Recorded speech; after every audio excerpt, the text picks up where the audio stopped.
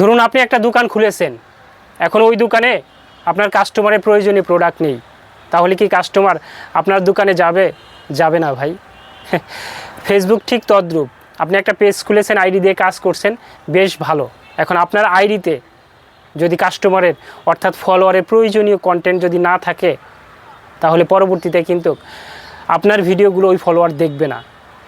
যদিও বা ফেসবুক আপনাকে বা আপনার পেজে সাজেস্ট করে পাঠিয়ে দিয়েছে, বেশ ভালো, কিন্তু ফলোয়ার যদি ইন্টারেস্টে না হয়, তাহলে পরবর্তী ভিডিওগুলো দেখার আগ্রহ কিন্তু ফলোয়ারের মধ্যে থাকবে না। পরবর্তীতে আপনার ভিডিওটা যখন অন্যের কাছে যাবে, যারা দেখেছে প্রথমে, তাদের কাছে যখন যাবে, তারা কিন্তু ধাক্কা মেরে উপরে উঠিয়ে দিবে, কারণ তারা আগ্রহী না, ইন্টারেস্ট না। এজন্য আপনাকে বলছি, পেজ খুলেছেন, আইডি দিয়ে কাজ করছেন, বেশ ভালো, আপনাকে স্বাগত জানাই যে আপনি কন্টেন্ট ক্রিয়েটার।